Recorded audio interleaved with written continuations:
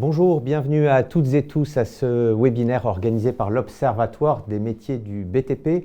C'est le premier webinaire d'un cycle de 3, aujourd'hui, demain matin et lundi 29 novembre matin, destiné à présenter l'Observatoire, ses travaux, ses outils et à les mettre en perspective avec les témoignages de professionnels. Au menu aujourd'hui, les ressources et les outils de l'Observatoire.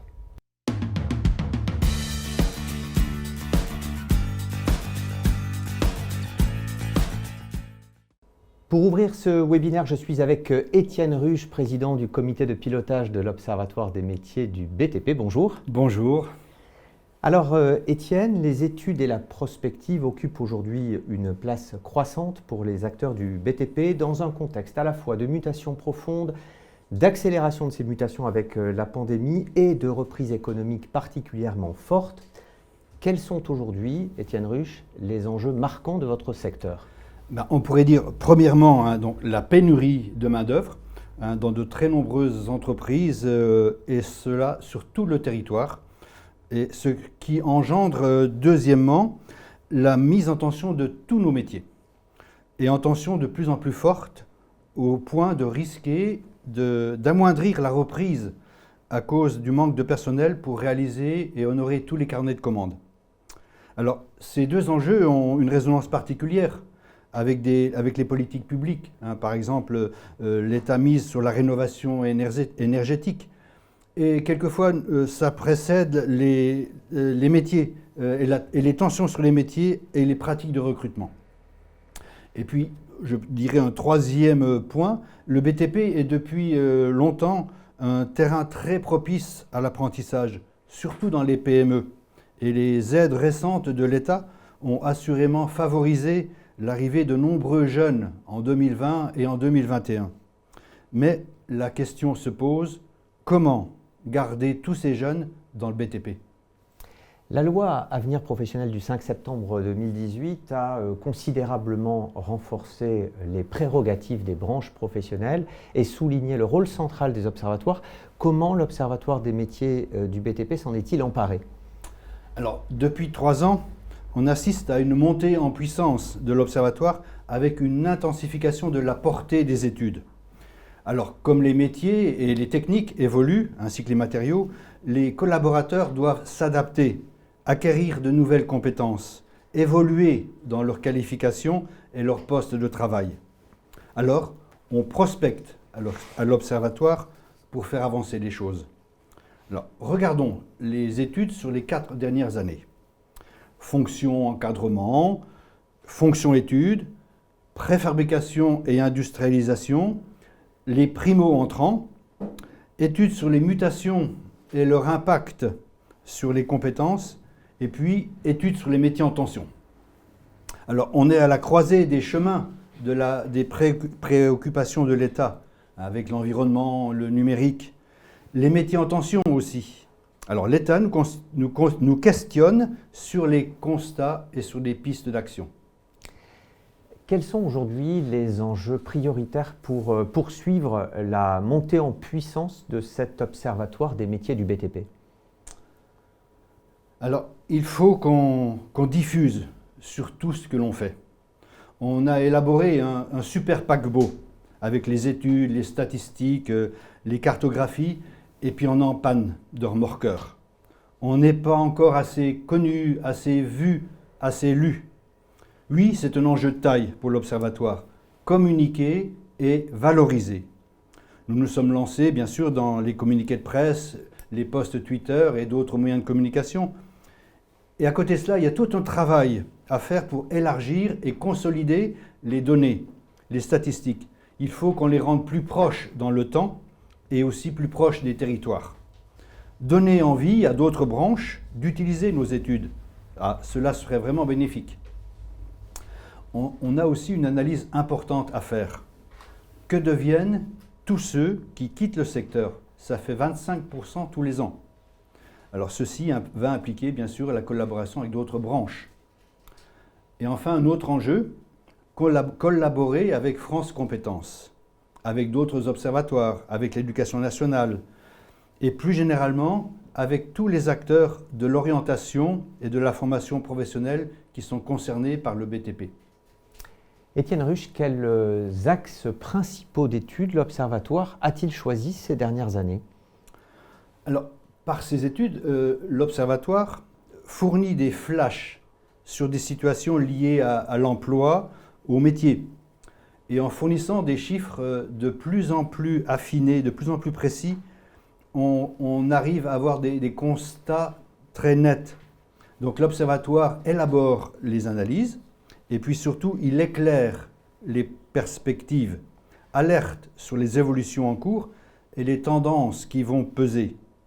Il pose des jalons de bonnes pratiques et il avertit des risques. Alors oui, nous devons vraiment continuer et intensifier notre rôle d'outillage face aux problématiques de plus en plus prégnantes. Comment l'Observatoire des métiers du BTP choisit-il les sujets d'études? Quel est le processus pour identifier, pour définir ces sujets? Alors, les CPNE qui ont créé l'Observatoire lui passent régulièrement commande d'études.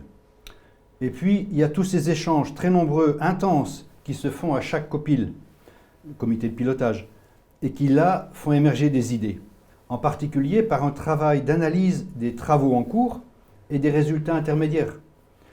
Des manques se font jour, et puis on soulève des prolongements insoupçonnés qui au départ n'étaient pas manifestes, mais qu'il va falloir creuser.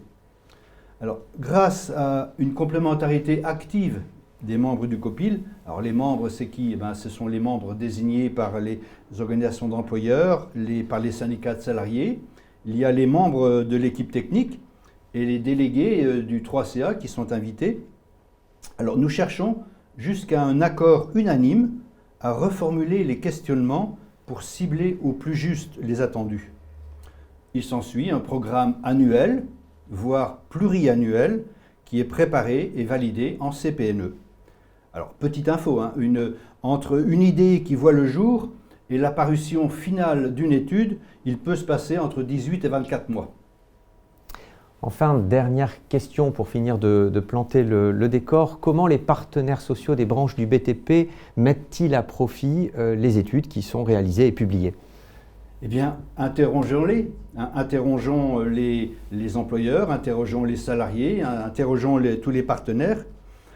Alors, on peut noter quand même que depuis un an, les CPE-RFP du BTP, en prenant conscience de l'importance des études et de l'Observatoire, ont invité celui-ci, alors la présidence et l'équipe technique, à venir présenter les travaux. Et on achève notre premier Tour de France pour cette année. Donc, déjà, un second Tour de France lui emboîte le pas. Et puis, on peut signaler aussi que les fédérations, les partenaires institutionnels et même des instances européennes nous sollicitent pour des points particuliers. Donc, Tour de France, effectivement organisé auprès des CPE-RFP, ce sont les commissions paritaires régionales, bien sûr. Merci beaucoup, Étienne Ruche. On vous retrouvera en conclusion de cette série de 3 webinaires, lundi 29 novembre matin, pour évoquer notamment les perspectives de travaux de l'Observatoire des métiers du BTP pour les prochains mois, en compagnie du vice-président du comité de pilotage, Luc Papavoine. Durant ce webinaire et au cours des 2 prochains, vous pourrez poster vos questions, vos commentaires sur la partie droite de votre écran et je m'efforcerai de les relayer au fil des échanges. Et nous vous solliciterons à travers des quiz, des questionnaires à choix multiples, juste en dessous de l'écran de diffusion. Alors, on va faire un premier essai, on va vous en proposer un premier avec cette question toute simple que vous allez voir apparaître sur votre écran. Qui a créé l'Observatoire des métiers du BTP? Si vous avez bien écouté l'introduction, ça a été dit, certes brièvement, mais la réponse a été donnée. 3 réponses possibles. France Stratégie, première réponse. Les commissions paritaires nationales de l'emploi, conjointe, bâtiments, travaux publics. Et enfin, Pôle emploi, troisième réponse. Donc, on vous laisse une poignée de secondes pour choisir la réponse qui vous semble appropriée. En attendant, quelques petits conseils pour améliorer votre connexion. Si vous le pouvez, connectez-vous plutôt en filaire qu'en Wi-Fi. Fermez le maximum d'autres applications ouvertes qui peuvent consommer un peu de bande passante. Et pour les futurs intervenants, que nous retrouvons à distance, pensez à bien couper votre micro en attendant d'intervenir. Donc, voilà, vous avez terminé de voter et on a la réponse qui apparaît, les commissions paritaires nationales de l'emploi conjointe du bâtiment et des travaux publics. Bravo, vous avez tous donné la bonne réponse. Alors, premier temps fort de ce webinaire, un focus détaillé et illustré des ressources et des outils de l'Observatoire. Je vous propose tout d'abord de découvrir en images un aperçu global de ces ressources, de ce que l'Observatoire met aujourd'hui à la disposition des internautes.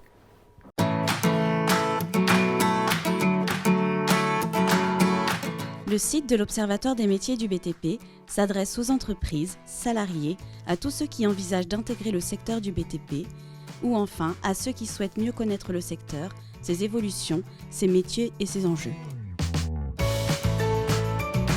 Des contenus personnalisés selon les profils, un espace dédié aux entreprises qui souhaitent identifier les enjeux du secteur, accompagner les salariés dans leur montée en compétences ou recruter en apprentissage. Un espace dédié aux salariés pour connaître les formations et dispositifs pour évoluer dans leur métier. Ou enfin, un espace à l'attention des jeunes en formation ou adultes en reconversion.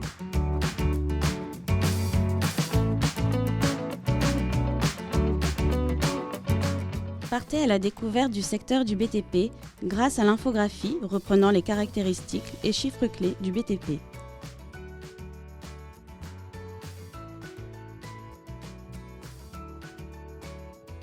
Explorez les métiers du BTP, prenez connaissance des activités concernées, de la situation de l'emploi, les compétences requises, jusqu'aux modalités d'accès au métier.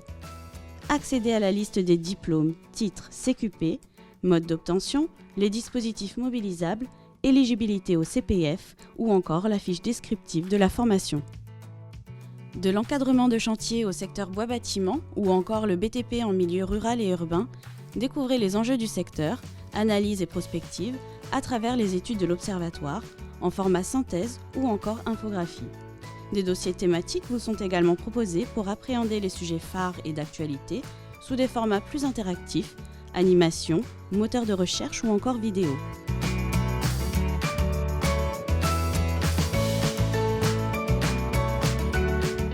Parcourez les données chiffrées du secteur avec l'outil de data visualisation, activité par activité, territoire par territoire, découvrez les chiffres des entreprises, salariés, situation de l'emploi, formation initiale ou continue. Filtrez, par exemple, sélectionnez une région,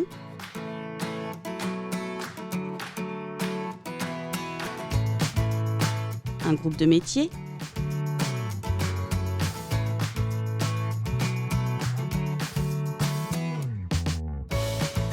et exporter les données.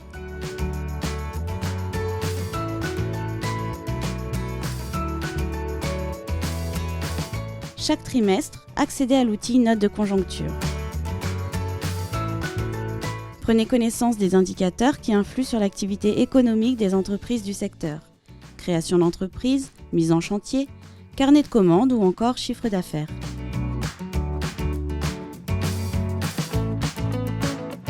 Les derniers événements, analyse des évolutions du secteur, publications. Chaque semaine, l'Observatoire des métiers du BTP vous informe.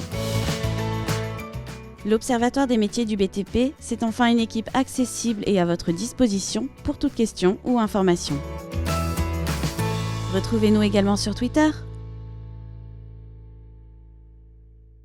On vient de voir une synthèse des outils et des ressources en images de l'Observatoire des métiers du BTP. On va à présent détailler de manière opérationnelle les différents outils avec sur ce plateau Wilfried Zaquier, bonjour. Bonjour Nicolas, bonjour tout le monde. Et Sylvia Marquez, bonjour. Bonjour. Alors Wilfried Zaquier, je vous laisse vous présenter en quelques mots. Mon rôle en tant que data analyst de l'Observatoire des métiers du BTP est d'assurer toute la chaîne de production des données statistiques depuis la collecte des données, le traitement et la consolidation de ces données-là. Ce qui m'emmène à assurer la gestion des bases de données et des espaces chiffres de l'Observatoire. Ça, c'est pour le volet technique, mais tout au long de l'année, j'interviens sur tous les projets qui sont inscrits au programme annuel de l'Observatoire. Merci beaucoup. Sylvia Marquez, quelques mots pour vous présenter. Tout d'abord, merci à tous les internautes qui sont présents pour ce premier webinaire. Donc, mon travail consiste principalement en la conduite des études et des travaux de l'Observatoire, depuis la rédaction des cahiers des charges jusqu'à le livrable final et la restitution de ces études. Je travaille également sur l'animation du site de l'Observatoire et avec Wilfried Zaquier, Hervé Dagan, le responsable de l'Observatoire, et Hélène Violès, la manager, nous travaillons également sur l'organisation et l'animation des comités de pilotage de l'Observatoire. Merci pour ces éléments. Quelles sont les principales données, Sylvia Marquez, que vous allez nous présenter au cours des prochaines minutes ? Alors, on vous propose de vous présenter tout d'abord, dans un premier temps, un panorama des études qui ont été publiées en 2021 dans le cadre du programme de travail 2020 de l'Observatoire des métiers du BTP. Dans un second temps, Wilfried Zaquier présentera les différents outils de data visualisation qui sont sur le site de l'Observatoire. Et puis dans un troisième temps, je reviendrai sur les autres différentes ressources que nous disposons à l'Observatoire et qui sont toujours accessibles sur le site métier.btp.fr. Donc par exemple les fiches métiers, les certifications ou encore les actualités. Alors, commençons par le panorama des études récentes. Avant de découvrir ces études, on va vous soumettre un nouveau quiz juste en dessous de votre écran de diffusion. Donc, vous pouvez l'apercevoir. La question est toute simple. À votre avis, combien d'études ont été réalisées par l'Observatoire des métiers du BTP en 2020-2021 dans le cadre du programme de travail 2020 Donc, 3 réponses possibles. 3 études, 5 études ou 7 études. On vous laisse quelques dizaines de secondes pour faire votre choix et on aura l'occasion de vous solliciter demain matin lors du 2e webinaire et lundi 29 novembre également sur plusieurs quiz au cours de la présentation des études par leurs auteurs. Donc voilà. Juste en dessous de votre écran, pour ceux qui n'ont pas encore voté, je vois que les votes progressent, mais ce n'est pas encore optimal. Donc, juste en dessous de l'écran, vous avez la question qui s'affiche et vous cochez la case qui vous semble appropriée. Donc, 3 études, 5 études ou 7 études. Voilà, alors on va arrêter les votes et on va apercevoir le résultat. Donc Sylvia Marquez, c'était 5 études pour le programme de travail 2020. Alors c'était très partagé, les internautes là voilà, ont voté à peu près de manière équitable entre 3, 5 et 7 études.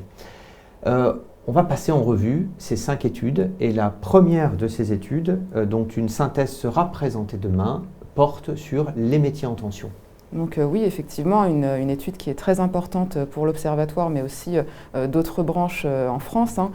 Cette étude avait été réalisée avec le soutien du cabinet QLab et avec le concours non seulement de la délégation générale de l'emploi et de la formation professionnelle et la FNTP pour le volet travaux publics, puisque cette étude s'inscrivait dans le cadre d'un EDEC de la branche. Mais à l'issue de cette étude, on a donc décliné 2 volets, un volet bâtiment et un volet travaux publics. Donc cette étude ça partait d'un constat assez important, puisque les difficultés de recrutement sont ressenties sur les territoires et pour tous les métiers du secteur du bâtiment et de celui des travaux publics. Il était donc important pour l'Observatoire de mesurer précisément ces tensions, mais aussi d'identifier les facteurs à l'origine de ces tensions, ainsi que les leviers qui peuvent être ou qui sont déjà mobilisés par les entreprises du bâtiment et des travaux publics. Donc le cabinet QLab avait été mandaté l'année dernière pour réaliser cette étude en proposant une définition et une méthodologie solide permettant d'identifier et de mesurer ces métiers en tension ainsi que les facteurs de ces tensions d'une part dans le bâtiment et d'autre part dans les travaux publics. Vous citiez l'EDEC, un engagement de développement des emplois et des compétences, donc avec une partie prospective dans ces EDEC et souvent un plan d'action associé.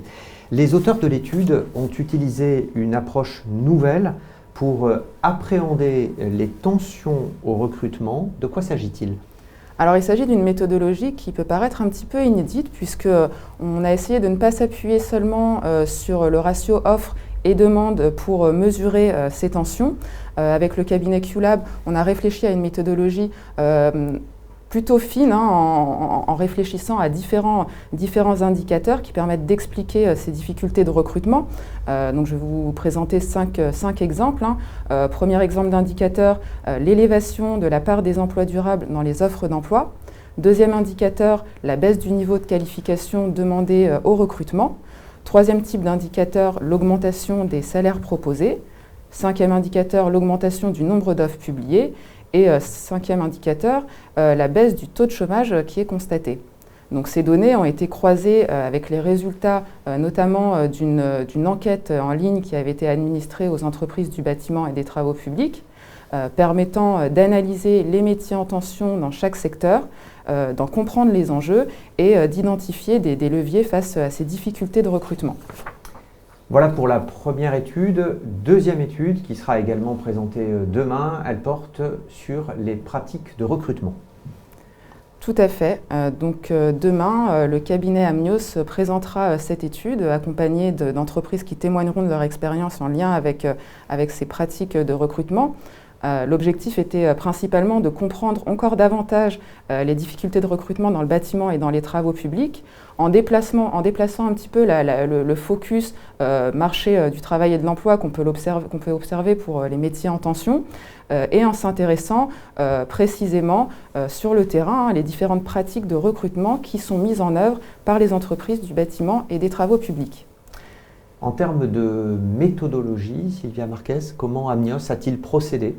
Alors Amnios a réalisé en fait un état des lieux des pratiques de recrutement dans les entreprises à travers une enquête quantitative par sondage téléphonique, mais aussi à travers différents entretiens réalisés auprès des entreprises, mais aussi auprès d'acteurs locaux et nationaux qui s'impliquent dans les pratiques de recrutement dans ces deux secteurs. Et donc, il était vraiment question d'analyser toutes ces pratiques le long de la chaîne d'un recrutement, donc à travers différents axes, par exemple les types de besoins en main-d'œuvre, ou encore les ressources mobilisées par les entreprises, des ressources internes ou externes, les canaux auxquels elles ont recours pour recruter. Autre type d'axe, les modes de sélection des candidats et enfin, à la fin d'une longue chaîne de recrutement, les pratiques d'intégration des nouveaux salariés. Donc l'analyse de ces différents axes a permis justement d'identifier les contraintes que les entreprises rencontrent dans le cadre d'un recrutement et aussi de proposer, comme pour toutes les études que l'Observatoire réalise, proposer des leviers, des bonnes pratiques destinées principalement aux entreprises du bâtiment et des travaux publics. Merci. La troisième étude est une étude sur les primo-entrants dans le BTP, une étude quantitative. Oui, une étude quantitative, puisque en 2019, l'Observatoire avait déjà réalisé une étude sur les profils de primo-entrants, mais dans une dimension qualitative, à l'appui de David Abono, chercheur. Donc cette étude avait permis de cartographier 6 profils de primo-entrants dans le bâtiment et dans les travaux publics. Je pense notamment aux déterminés, aux opportunistes ou encore aux rescapés. Donc ces différents types de profils avaient été identifiés et analysés, notamment au regard de leurs caractéristiques sociodémographiques et professionnelles, au regard de leur motivation, au regard également de l'attachement que les primo-entrants peuvent avoir au secteur et au métier, mais aussi au regard de leurs projets professionnels à moyen et à long terme. Quel est l'enjeu principal de cette étude ? Alors l'enjeu principal, c'était justement de s'appuyer sur cette version qualitative de l'étude pour proposer en 2020 une étude quantitative visant à caractériser, à affiner et à quantifier ces 6 profils. Une étude quantitative réalisée par sondage en ligne avec le soutien du cabinet Itinéré. Oui, je vous en prie. Et donc ce questionnaire avait été administré à plus de 2000 primo-entrants via différents canaux, notamment l'UCF, le 3CA BTP et Manpower. Quatrième étude qui sera présentée, elle, lundi 29 novembre. Elle porte sur les principales mutations qui affectent le bâtiment et les travaux publics et leurs impacts sur les métiers et les compétences. Alors bien sûr, le 29 novembre, le cabinet Amnios présentera cette étude sur les mutations. Donc l'objectif principal de cette étude était de dresser le panorama des mutations, principalement d'ordre environnemental et numérique, tel qu'on a pu l'observer au cours de la réalisation de cette étude. Ces mutations, principalement donc environnementales et numériques, ont des impacts directs sur le bâtiment et les travaux publics, et en conséquence sur les métiers et les compétences dans les entreprises du bâtiment et des travaux publics. Donc l'étude a été structurée autour de quatre principaux axes. Premier axe, il était question d'identifier et d'analyser les principales mutations à l'œuvre dans les secteurs du bâtiment et des travaux publics. Deuxième axe, il était question de décrire finement les mutations et d'évaluer leur degré d'incidence. Troisième axe de cette étude, il était question d'identifier les métiers les plus concernés par ces mutations, mais aussi les compétences attendues et qui sont elles-mêmes impactées par ces mutations. Et enfin, à la fin de cette étude, à l'appui de ces résultats, il était important pour l'Observatoire d'appréhender la place des mobilités professionnelles pour faire face à ces mutations. Enfin, Sylvia Marquez, la dernière étude porte sur la reprise par les salariés d'entreprises du BTP viables économiquement. Oui, cette étude a été réalisée par l'Observatoire partant d'un constat très intéressant, puisqu'on a observé à partir de certains chiffres, notamment via la source Diane, que de nombreuses entreprises du bâtiment et des travaux publics ne sont pas reprises, en particulier par des salariés. Et cela a forcément un impact direct sur le tissu économique et sur l'emploi dans les territoires, a fortiori dans les territoires ruraux. Donc, trois principaux objectifs ont été définis avant le lancement de cette étude, permettant de l'orienter et de répondre au mieux à cette grande réflexion sur ce sujet. Premier objectif, premier axe, il était question de disposer d'une vision plus fine de cette problématique, tout en identifiant les enjeux de la reprise, non seulement pour les cédants, mais aussi pour les salariés repreneurs. Deuxième objectif, il était question d'évaluer les besoins de montée en compétences ainsi que les appuis à proposer aux cédants et aux salariés dans le cadre d'une transmission. Et enfin, il était question, toujours comme toutes les études qu'on réalise, de proposer différentes bonnes pratiques destinées non seulement aux cédants mais aussi aux repreneurs d'entreprise. Au-delà de ces études, l'Observatoire des métiers du BTP propose des dossiers thématiques sur son site internet. De quoi s'agit-il? Quel type de thématiques peut-on approfondir en allant sur le site? Alors l'Observatoire a voulu développer des dossiers thématiques présentant les évolutions et les enjeux du secteur au travers de Zoom, à travers aussi différents formats, des vidéos, des animations. Donc ces différents dossiers thématiques peuvent concerner non seulement les professionnels, mais aussi les personnes qui souhaitent se rejoindre le bâtiment et les travaux publics, un secteur qui est en perpétuelle évolution, comme le disait précédemment Étienne Ruche. Exemple de dossier thématique? Alors, premier exemple, le dossier sur le thème du développement durable, très intéressant, d'autant plus qu'on a lancé récemment une étude sur la RSE. Donc, c'est une thématique en animation qui a d'ailleurs été récemment actualisée. Et elle présente de bonnes pratiques de gestion des chantiers à travers différentes sources. Par exemple, la pollution des sols, la réduction des nuisances sonores ou encore le tri et le recyclage des déchets. Et on voit apparaître à l'écran, Sylvia, on va le voir apparaître donc les trois exemples de dossiers thématiques, donc référentiels notamment de performance énergétique dont vous venez de nous parler.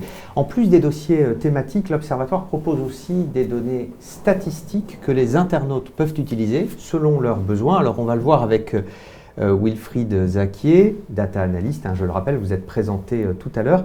Quels sont les types de données que l'on peut trouver grâce à vos outils? Sur le site de l'Observatoire des métiers du BTP, nous avons différents espaces de data visualisation. Un espace de data visualisation, c'est simplement une manière efficace de représenter les données avec des graphiques pour faciliter leur compréhension. Et du coup, sur cet espace-là, nous avons les données liées aux thématiques clés du secteur. Par thématiques clés, je pense aux entreprises, aux salariés et situations de l'emploi dans nos branches, ainsi que la formation avec la formation continue, la formation initiale hors apprentissage et l'alternance. Comment ces données sont-elles actualisées? Ces données sont actualisées annuellement, une fois par an, avec déjà les données de la stat publique pour ce qui concerne les entreprises. Ces données-là sont issues des bases INSEE des bases de l'INSEE. Et à part ces données-là, nous avons aussi des données que nous fournissent nos différents partenaires. Je pense au 3CA-BTP pour les données de la formation initiale, l'UCF, l'Union des caisses de France et IBTP pour ce qui relève des salariés et de la situation de l'emploi, et bien sûr, bien évidemment, Constructis, l'OPCO de la construction pour les données formation continue et alternance. Oui, avec un partenariat d'ailleurs récent justement avec cette union des caisses de France. Exactement. Comment accède-t-on à l'espace de data visualisation sur le site? L'accès à l'espace de data visualisation peut se faire de deux façons. Si vous êtes d'accord, Nicolas, avec les personnes présentes en ligne, on va le faire de façon dynamique, en direct. Tout d'abord, le premier moyen d'accès à l'espace de data visualisation, c'est depuis la page d'accueil du site de l'Observatoire des métiers du BTP. Je rappelle le lien métiers-btp.fr. Donc, depuis cette page d'accueil, nous avons la partie les chiffres du BTP. Puis là, il y a un lien qui mène vers tous les chiffres du secteur du BTP. Ou encore, si vous vous trouvez sur n'importe quelle autre page du site internet, vous pouvez bien entendu utiliser le menu. Donc, en cliquant sur menu, puis sur DataVis, vous avez accès à la page d'accueil de la DataVis qui là vous liste toutes les thématiques importantes du secteur que j'avais tantôt dit, entreprise, salariés, formation. Et vous avez la possibilité d'explorer la thématique qui vous intéresse et ensuite voir tous les détails et tous les chiffres liés à cette thématique-là. On va encore aller plus loin dans notre exemple dynamique en choisissant une des thématiques, je dirais les entreprises de nos deux branches. En cliquant sur les entreprises, nous avons accès à une page Carrefour qui donne les spécificités des entreprises dans le bâtiment et les travaux publics pour le dernier millésime disponible, le dernier millésime qui est 2019. Cette architecture, cet affichage est similaire pour toutes les autres thématiques que vous pouvez d'ailleurs accéder grâce au pictogramme présent à gauche. Tout en haut, vous avez différentes entrées. Ces entrées vous permettent de faire un focus sur une thématique ou un indicateur qui vous intéresse. On va plus loin encore dans notre exercice. On choisit l'une des entrées, disons le corps d'état. Et en cliquant sur le corps d'état, vous avez à l'écran un graphique, comme dans toutes les thématiques, un graphique qui ici donne la répartition des entreprises du BTP par corps d'état. En haut à droite, juste au-dessus du graphique, vous avez le nombre total d'entreprises pour l'année 2019. Et si vous voulez aller plus loin, affiner les données, avoir des données qui répondent à vos besoins, il est tout à fait possible de filtrer ces données-là grâce à des filtres présents à droite. Ces filtres dépendent des entrées et des thématiques.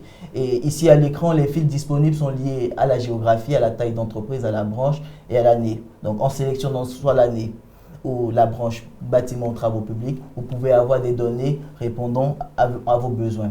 Et sachez que ces données sont à votre disposition. Vous pouvez aller plus loin, les manipuler grâce à l'option de téléchargement des données disponible un peu plus haut à droite. En cliquant sur ce bouton « Télécharger les données », vous avez accès à une page de renseignement qui a besoin que de votre adresse email pour vous envoyer un lien de téléchargement.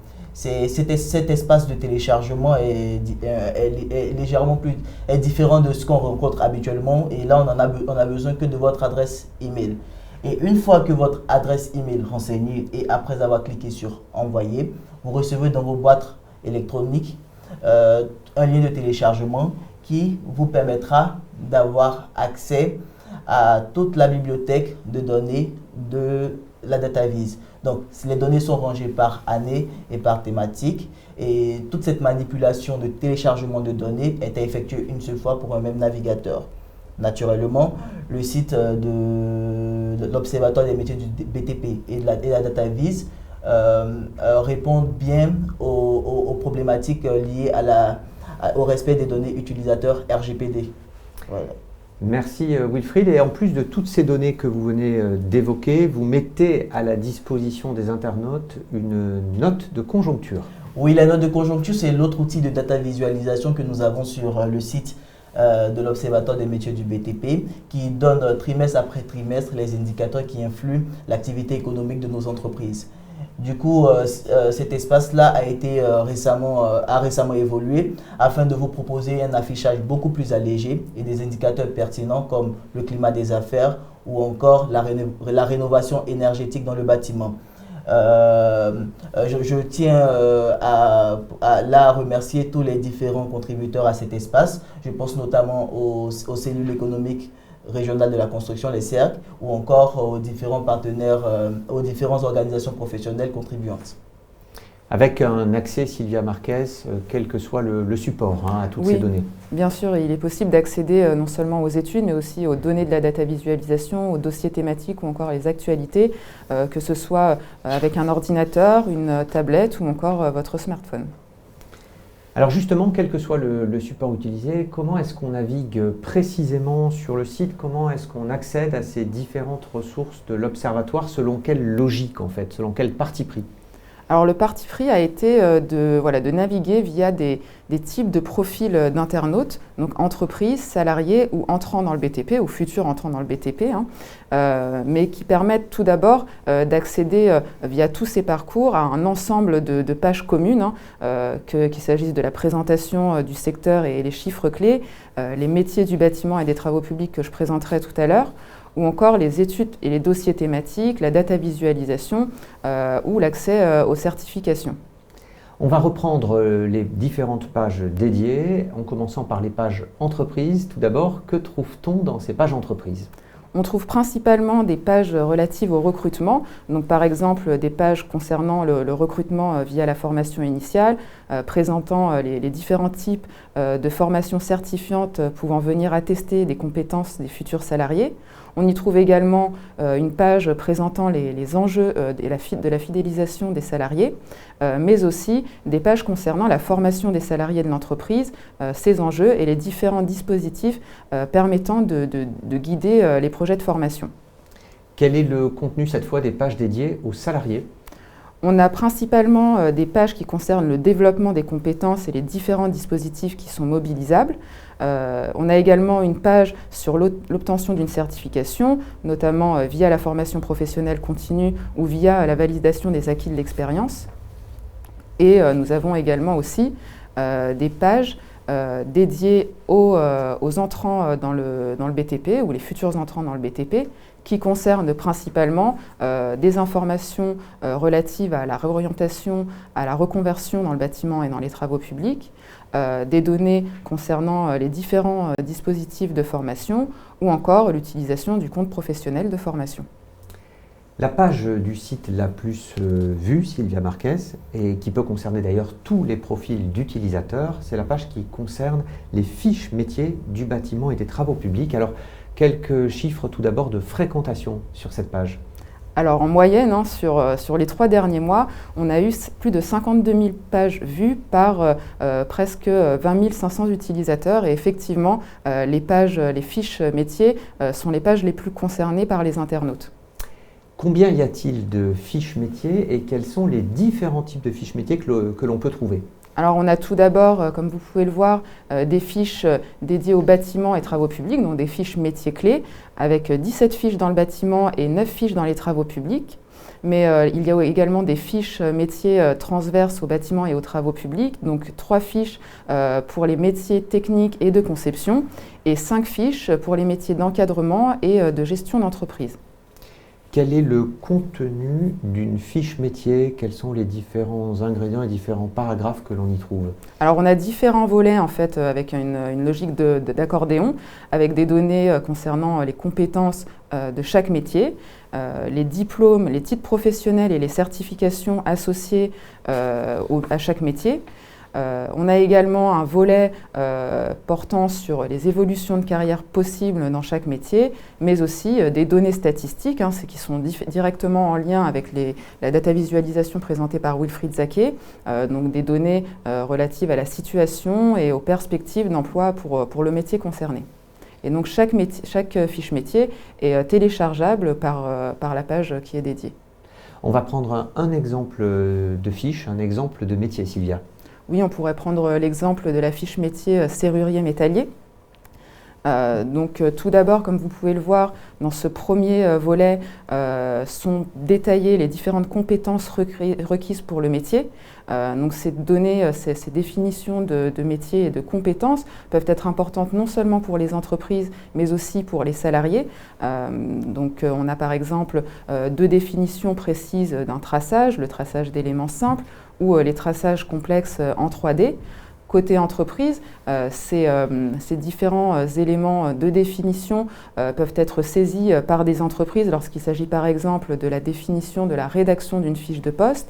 Et côté salarié, ou plutôt futurs salariés, ces données leur permettent d'avoir connaissance des différentes compétences requises pour ce métier de serrurier métallier en particulier ici. Les données clés de chaque métier sont également présentes systématiquement sur chaque fiche. Oui, bien sûr. Alors, ce volet reprend les principaux chiffres concernant le métier concerné, ici donc le serrurier métallier, en termes d'évolution du nombre de salariés, leur âge, leur CSP, depuis la data visualisation de l'Observatoire. Donc ces données sont assez précises et peuvent être importantes non seulement une fois de plus pour les entreprises comme pour les salariés. Côté entreprise, ces données peuvent leur permettre d'avoir une situation assez globale du métier et de ses évolutions, notamment lorsqu'il s'agit d'anticiper des besoins en recrutement ou encore d'anticiper le développement d'activités pour une entreprise. Concernant les futurs salariés en particulier, ce métier, ces éléments donnés peuvent permettre aux futurs salariés concernés, si le métier visé est porteur, par exemple sur une région ou sur un département en particulier. Et pour compléter les informations des internautes, la fiche métier comporte également un volet spécifique sur les certifications qui mènent à ce métier. Oui, bien sûr, donc des certifications qui permettent aux futurs salariés de se former et aux salariés aussi de se former dans une logique de carrière et d'évolution professionnelle. Donc pour chaque fiche métier, ici en particulier le serrurier métallier, sont présentées les différentes certifications mobilisables pour le salarié ou le futur salarié concerné, avec une projection en termes d'évolution de carrière, avec une projection de reconversion par exemple. Et donc en fait, ces différentes données relatives aux certifications viennent en fait d'une base globale de certification sur laquelle l'équipe technique de l'Observatoire travaille environ 1 à 2 fois par an. Toutes ces données sur les certifications font l'objet de beaucoup de recherches et on peut retrouver ces informations par d'autres entrées sur le site. Oui, bien sûr, il est possible d'accéder à cette page présentée à travers les différents canaux, profils d'internautes, donc salariés, entreprises et futurs salariés. Ces différentes certifications qui sont présentées sont facilement accessibles, notamment via une barre de recherche, en notant simplement un mot-clé qui permettent de proposer une liste de certifications par spécialité, par fiche, donc une fiche qui permet d'accéder directement par exemple au site de France Compétences, par niveau, par type ou encore par branche. Et donc, comme je l'ai dit précédemment, cette base de certification est actualisée environ 2 fois par an. Et voilà, on a mis en place un dispositif qui permet d'accéder facilement à la certification concernée et intéressée parmi plus de 400 certifications. Et en complément, bien sûr, le site de l'Observatoire propose une rubrique actualité et dispose bien sûr d'un compte Twitter. Oui, bien sûr. Concernant les actualités, il est facilement accessible depuis la page d'accueil, en bas à gauche de cette page d'accueil. Ce sont des actualités principalement d'ordre de formation et d'emploi dans le bâtiment et dans les travaux publics, donc conformément aux missions de l'Observatoire des métiers du BTP. Ces actualités peuvent également traiter d'innovation technique ou technologique ou encore de liens, de sujets en lien avec la santé et la sécurité dans le bâtiment et dans les travaux publics. Alors je le redis pour nos internautes, vous pouvez bien sûr poster toutes vos questions, vos commentaires sur la rubrique à droite qui est prévues à cet effet. D'ailleurs, à propos de questions, les utilisateurs ont la possibilité de vous contacter via la page Contact. Combien de questions est-ce que vous recevez? Quel type de questions vous sont adressées? Alors on reçoit en moyenne 2 à 3 fois messages par semaine via la page Contactez-vous qui est ici présentée sur le site de l'Observatoire des métiers du BTP. Ces questions peuvent être formulées par différents types de profils, forcément des questions d'entreprise, mais aussi des questions par exemple de salariés du secteur. Donc il s'agit principalement de demandes d'informations relatives à la valorisation d'une expérience pour un métier. Donc dans ce cas, l'équipe technique de l'Observatoire informe le salarié de la page de certification sur le site de l'Observatoire. L'équipe technique explique également les modalités que suppose une VAE ou encore réoriente l'internaute vers un ou plusieurs liens externes au site de l'Observatoire pour plus d'informations. On a également des questions qui nous sont transmises par de nouveaux entrants dans le secteur. Là, ce sont parfois des demandes de la part de futurs entrants dans une logique de reconversion. Donc ces futurs entrants souhaitent avoir davantage d'informations relatives aux métiers visés, donc notamment les certifications possibles, les compétences requises, ou encore des données en termes de recrutement, par exemple concernant la région de l'internaute en question, via les données en particulier de la data visualisation. Donc dans ce cas, l'équipe technique répond à ce type de questions en se saisissant des données de la data visualisation, en orientant l'internaute vers des fiches métiers, mais aussi vers la page de certification. Alors donc informations qui peuvent venir des entreprises, des salariés, vous nous avez donné quelques exemples, des nouveaux entrants, quelques exemples également. Il y a aussi des questions qui peuvent provenir d'organismes de formation ou de chercheurs. Oui, d'organismes de formation, c'est assez fréquent. Des demandes d'organismes de formation qui sont en lien avec les données relatives aux apprentis, par exemple, par région, par branche, par activité, par métier, par exemple. Donc, dans ce cas, l'équipe technique de l'Observatoire oriente l'organisme de formation vers la data visualisation, qui est un outil extrêmement riche. Et donc, on peut aussi orienter ces organismes de formation vers d'autres sites, notamment les sites des CERC pour des données complémentaires.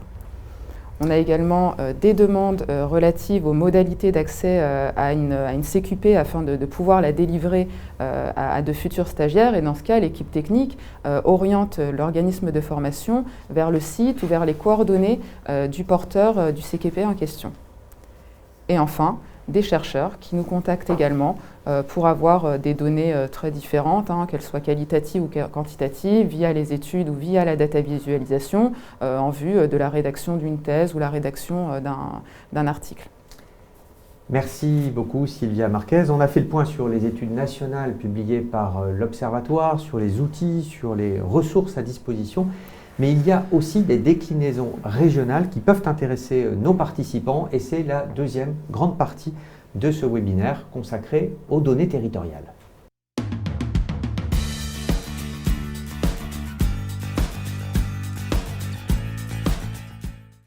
Quel type de données régionales, précisément, Sylvia Marquez, peuvent être proposées ? Alors il faut tout d'abord savoir que l'Observatoire des métiers du BTP réalise principalement des études et des projets au niveau national. Donc forcément, l'Observatoire des métiers du BTP, dans ses missions, a souhaité s'approcher au mieux des régions, notamment auprès des commissions paritaires régionales de l'emploi et de la formation, en reliant ces données issues des études qu'on a réalisées, afin que chaque région puisse se saisir de ces enjeux, de ces données selon les spécificités de chaque région. Mais il était important vraiment pour l'Observatoire de territorialiser encore davantage nos travaux et nos réflexions en s'approchant directement des régions, en apprenant de leurs spécificités et aussi avec l'envie de soutenir les projets régionaux. C'est notamment le cas du travail collaboratif qui est fait depuis à peu près un an avec les CERC, notamment dans la réalisation des tableaux de bord emploi-formation régionaux. Alors précisément, nous allons faire un focus sur les travaux des cellules économiques régionales de la construction, donc les CERC, et sur la coopération entre les CERC et l'Observatoire des métiers du BTP. Et on va retrouver à distance Laurence Herbault. Bonjour.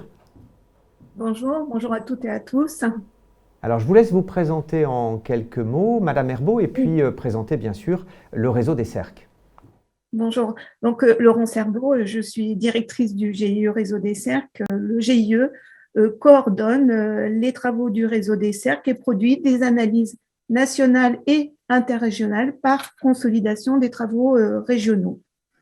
Vous avez une carte de France qui va se présenter à vous. Donc le réseau des CERC, c'est 16 observatoires de la filière construction couvrant le territoire métropolitain et les régions d'outre-mer. Ces 16 CERC sont des instances partenariales indépendantes. Elles sont composées à minima de l'État, de la profession et de collectivités territoriales. C'est le plus souvent le conseil régional. Et évidemment, le réseau des CERC, c'est aussi une soixantaine de salariés qui travaillent dans les CERC. Le réseau des CERC mène plusieurs types de travaux, des travaux nationaux, des travaux régionaux. Quel type de travaux ? Oui, en fait, nous produisons des outils d'aide à la décision pour tous les décideurs économiques locaux, comme le disait Sylvia, et travaillons sur les nombreux enjeux de la filière. Alors, on a à notre actif la conjoncture, l'emploi-formation, le suivi de la relance, la transition énergétique, le suivi d'investissement des collectivités locales, le suivi de la gestion des déchets. Et nous commençons même à aborder le sujet de la mobilité qui constitue un enjeu majeur pour les entreprises. Autrement dit, depuis plusieurs années, les CERC se sont installés dans l'écosystème régional et jouent un rôle notable d'observatoire partenarial, neutre et objectif de la filière construction. L'Observatoire des métiers du BTP et le réseau des CERC ont signé une convention de partenariat assez récente, en fait en 2020. Quel est l'objectif, Sylvia Marquez, de ce partenariat ? Alors l'objectif principal, comme je l'ai évoqué précédemment, il est vraiment question de s'approcher au mieux des régions, de comprendre leurs spécificités, leurs enjeux, mais aussi avoir des données, à travers des données justement plus précises au niveau régional et territorial, ce qui n'est pas le cas dans le cadre des études qu'on réalise côté observatoire. Donc c'est vraiment l'objectif principal. Rentrer dans ce partenariat avec les CERC, c'est aussi l'occasion de soutenir les régions sur le plan financier, puisque c'était l'un des enjeux l'un des enjeux de ces conventions. Mais vraiment, l'intérêt pour l'Observatoire, c'est d'avoir vraiment cette approche et pouvoir travailler collaborativement avec les régions, avec leur méthode qui est déjà rodée bien avant la création de cette convention. Merci. Laurence Herbault, de votre côté, du côté du réseau des CERC, quel est l'intérêt, quel est l'apport de ce partenariat ? Écoutez, je pense qu'on peut dire que ce partenariat a créé véritablement un nouvel élan. Bon, vous le savez, on avait un partenariat historique avec le 3CA BTP, un partenariat qui était déjà important pour nous. Il avait permis de initier ces tableaux de bord dans toutes les régions. Mais le partenariat avec l'OPNQ qu'on a signé en 2020 a été pour les CERC l'occasion de continuer à approfondir les méthodes et nous a permis de continuer à apporter aux partenaires des analyses sur la relation activité, emploi, formation dans toutes les régions. Donc, c'est un partenariat important et je tiens vraiment à remercier les membres de l'OPNQ pour ce partenariat qui est certes financier, mais il est aussi humain et technique avec l'équipe de l'OPNQ. Donc, concrètement, nous, on a débuté nos travaux de production en juin-juillet, on va dire, 2020, et les CERC ont rendu leur analyse dès fin décembre, 6 mois après. Donc, ça représentait un rythme très soutenu de production et d'ailleurs pour les CERC qui sont connectés, je tiens à les remercier parce que ça a été un rythme extrêmement soutenu et remarquable de production de ces outils. Et vous allez nous montrer très concrètement, Laurence Herbault, par quoi se traduit cette coopération, quels sont les résultats du partenariat. Et oui, en fait, le partenariat a tout de suite été tangible. Vous voyez à l'écran, le résultat de ce partenariat, ça a donné lieu dès la première année, dans les 6 mois, à la production simultanée dans toutes les régions de 14 tableaux de bord régionaux bâtiments et de 14 tableaux de bord régionaux TP. Chacun de ces tableaux de bord est également accompagné d'une synthèse bâtiment, d'une synthèse travaux publics et d'une synthèse BTP. Et vous voyez, vous avez un petit flashcode, si vous le souhaitez, qui vous permet de télécharger librement depuis le site de l'OPMQ les différents tableaux de bord. Donc, l'objectif, vous l'avez compris, c'était d'installer dans le temps, des outils prospectifs régionaux pour faciliter et accompagner la prise de décision. C'est pour nous une production à grande échelle qui permet de connecter utilement dans toutes les régions les données locales sur l'activité, sur l'emploi et sur la formation. Le réseau des CERC applique une méthodologie assez particulière, une méthode de travail spécifique pour récolter, pour traiter les données. Quelles sont les caractéristiques principales? Oui, une production de CERC en fait, de cette nature demande de nombreux ingrédients. Ça demande de mettre en place une méthodologie commune, partagée et appliquée sur l'ensemble des régions. Cela demande aussi une très bonne expertise régionale pour pouvoir analyser et traiter les très nombreuses sources de données utilisées. Ça demande aussi un engagement fort des CERC. Sur chacun de nos domaines d'activité, les méthodologies sont travaillées par les meilleurs experts du réseau des CERC au travers de ce que nous appelons des task force. Et en l'occurrence, une task force composée de CERC pilotes sur la thématique emploi-formation a testé et fait évoluer les méthodologies par expérimentation dans leur région. Et enfin, c'est un point aussi important, cela demande l'organisation d'une comitologie régionale autour des travaux des CERC. Les CERC ont travaillé en lien étroit avec tous leurs partenaires régionaux pour intégrer toute l'expertise régionale et les spécificités territoriales. Et je crois que l'OPMQ, l'équipe de l'OPMQ a régulièrement assisté à tous ces comités de pilotage et pu constater la richesse des échanges.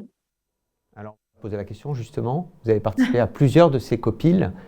Quels sont vos retours d'expérience, Sylvia? Alors on était présents en particulier l'année dernière lorsqu'on a signé les premières conventions avec les CERC. Wilfried était aussi présent, Hélène Violès aussi, manager de l'Observatoire. C'était vraiment une très belle expérience qui nous a permis de comprendre et de voir toute l'expertise technique de ces CERC. L'Observatoire n'a pas à remettre en question toute cette méthodologie et on a mieux compris, on s'est mieux saisi de leurs enjeux, de leurs spécificités, non seulement techniques, mais aussi plus politiques, évidemment. L'idée étant aussi pour nous, comme je le disais précédemment, non pas de remettre en question la méthodologie qui est absolument parfaite et tellement riche, il était plutôt question d'être présent en cas de besoin technique, même si on ne peut pas faire plus que eux. On a vraiment essayé de les soutenir sur le plan technique, par exemple, en apportant des données formation dont l'Observatoire dispose. Merci bien. Alors, on va prendre quelques exemples de tableaux de bord emploi-formation régionaux avec vous, Laurent Serbaud, pour donner à voir ce qu'on y trouve et comment on peut les utiliser. Oui, les tableaux de bord sont très riches, mais j'ai pris quelques extraits pour vous donner une idée du type de résultat qui est disponible. Donc, premier point important déjà, c'est que tous les tableaux de bord sont bâtis sur la même architecture. L'objectif étant d'apporter des éléments de réponse structurés dans toutes les régions. C'était une demande des membres de l'OPMQ, c'est une demande aussi en région, sachant que chaque CERC produit ses tableaux de bord. Donc, le déroulé, comme vous le voyez, se fait en 3 étapes, une photographie de l'existant, la simulation de tendance et de projection à 5 ans, pour terminer par une analyse prospective par domaine de métier. Alors, voilà. Donc, on commence par une vue d'ensemble des ressources en emploi pour cerner les volumes en jeu dans une région. Vous voyez ici l'exemple de PACA, où quand on parle du bâtiment, c'est 84 000 salariés, 40 000 non-salariés, presque 10 000 intérimaires, soit plus de 130 000 personnes, avec 30 000 demandeurs d'emploi cherchant un métier du bâtiment. Donc, ce sont à la fois les salariés, les non-salariés, les ressources mobilisables, intérimaires et demandeurs d'emploi, qui sont identifiés, cernés dans chaque région. Ensuite, on fait un zoom, voilà, parfait. Puis on zoome sur les effectifs salariés. Alors, un exemple, dans une autre région, on connaît leurs fonctions par grandes catégories, techniciens, cadres, administratifs et commerciaux, et on constate qu'on a 70% des effectifs qui travaillent sur un métier de production.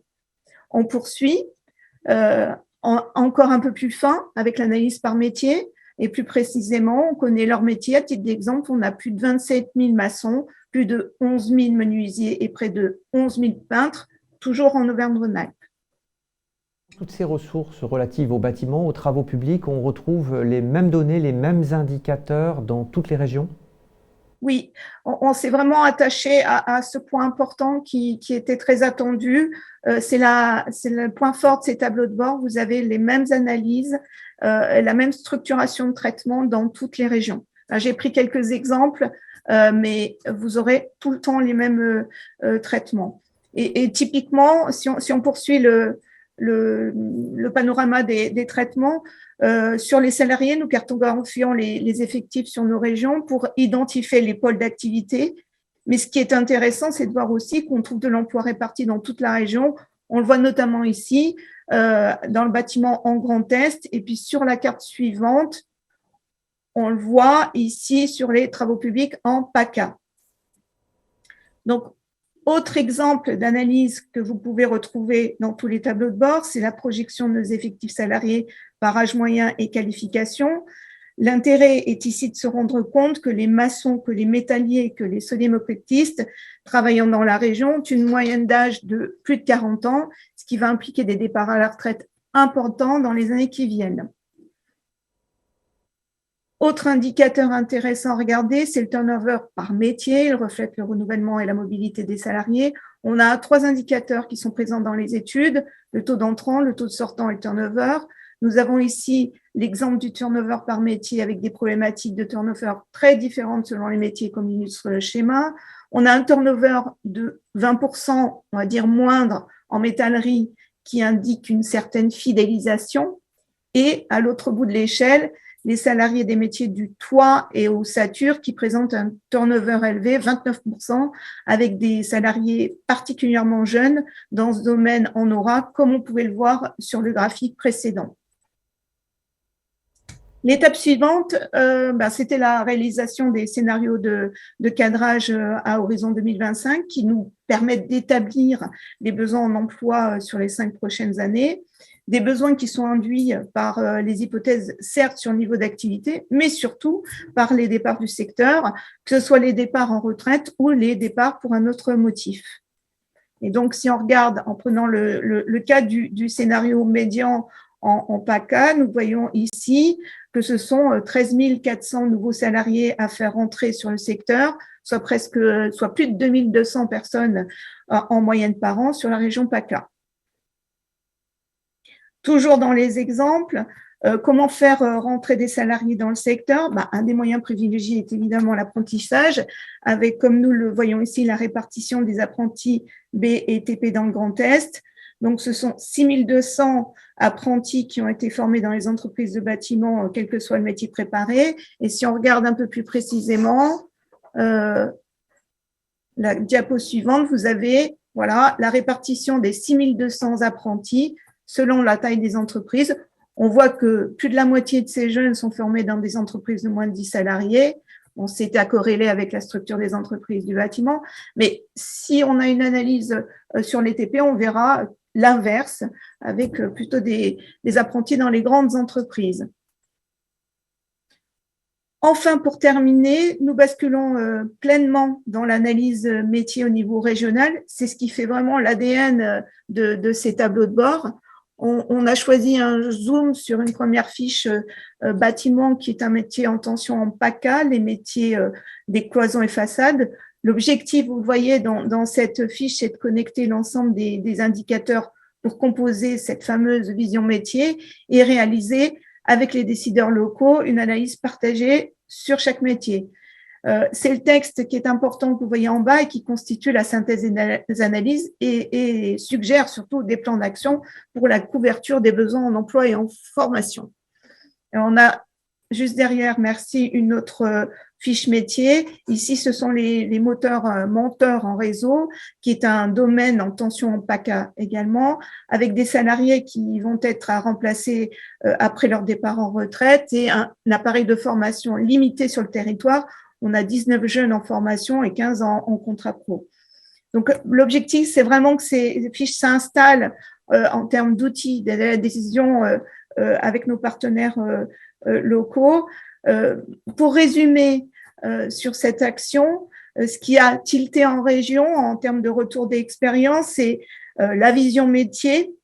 On le résume ici par ces 4 points. La vision métier, des analyses très complètes.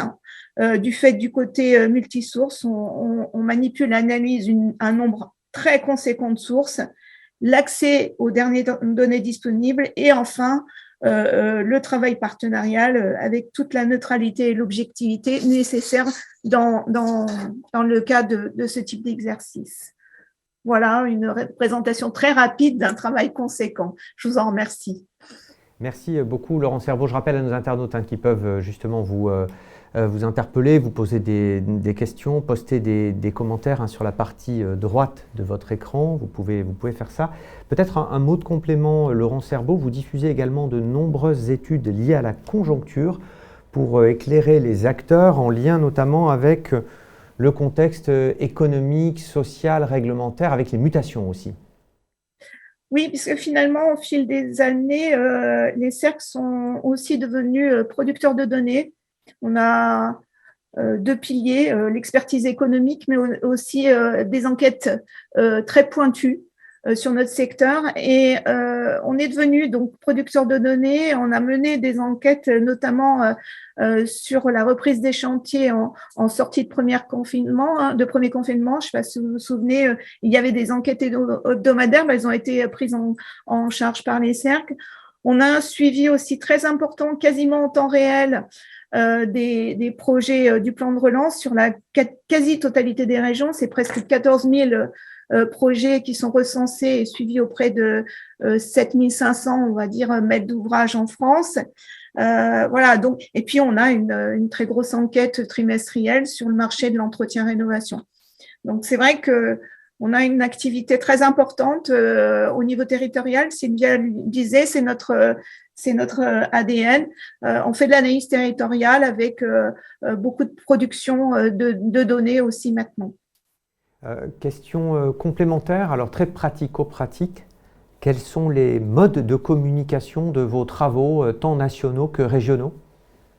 Alors, il y a évidemment un compte Twitter et un site au niveau du GIE, donc on essaie de l'alimenter très régulièrement avec les principales études et analyses, mais il y a aussi tous les sites régionaux. Donc, chaque cercle a un système de communication, ce qui amène une certaine richesse dans la façon de communiquer sur nos études.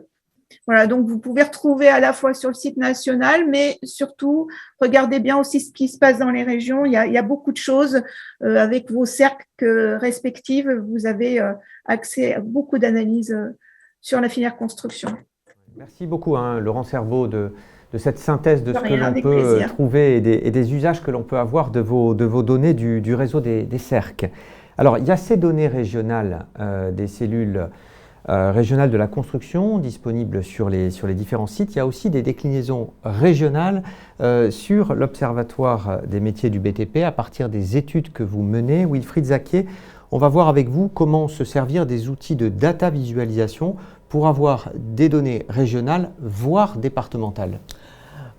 Sur l'espace de data visualisation, la data vis de l'Observatoire des métiers du BTP, il y a 2 possibilités pour avoir des données sur les territoires. Donc, on va ensemble continuer l'exercice avec une démonstration en direct.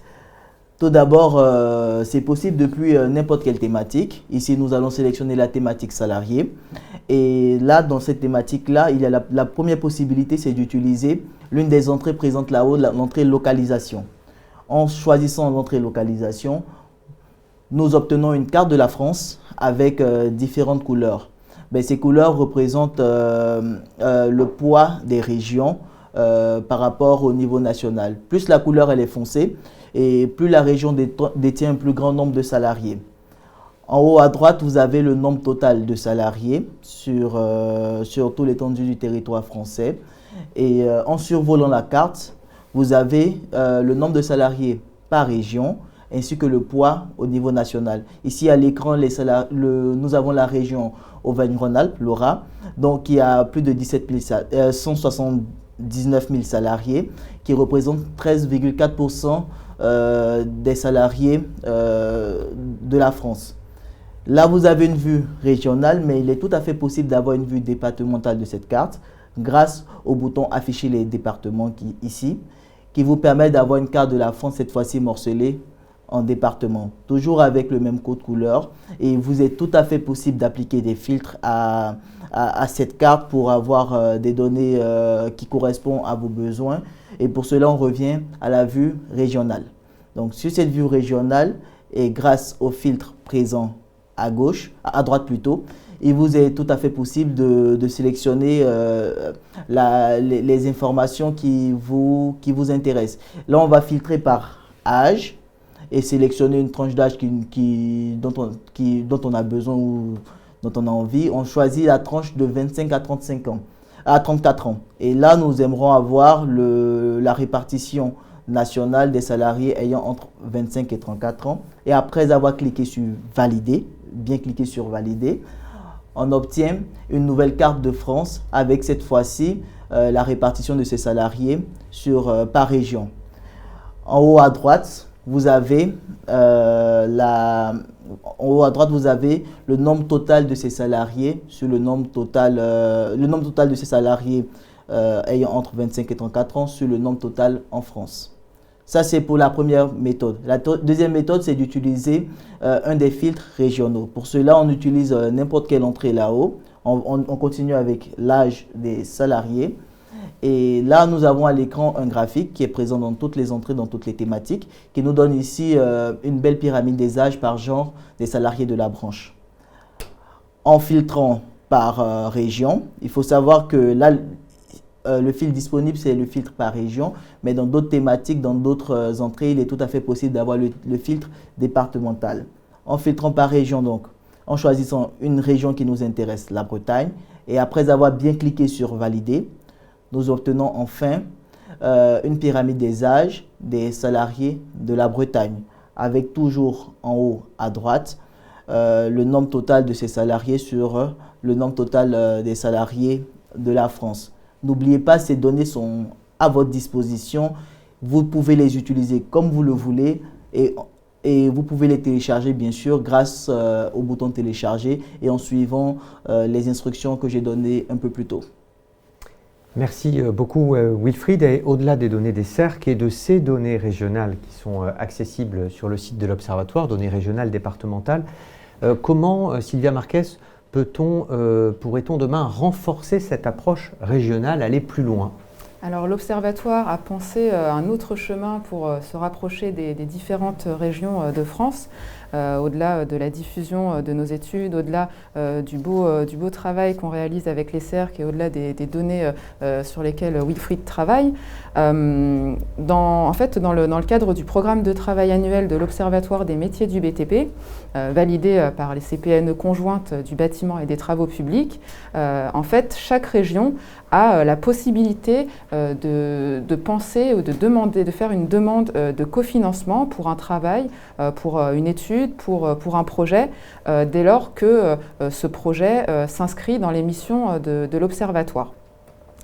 Donc il s'agit simplement de travailler sur un formulaire en formalisant la demande, en définissant le sujet de l'étude ou le projet, de définir, de préciser les enjeux et la méthode, ou encore de fixer, de présenter les différents acteurs qui sont impliqués ainsi que le budget à allouer pour chaque type de projet.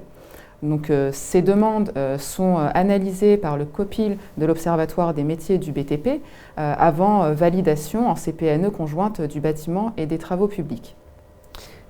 Donc il ne faut pas hésiter, et on le dit aux internautes, à poster des suggestions de thématiques régionales que vous voudriez voir étudiées par l'Observatoire des métiers du BTP. Donc on va vous laisser quelques dizaines de secondes pour poster librement vos suggestions de thématiques sur lesquelles vous aimeriez avoir quelques études.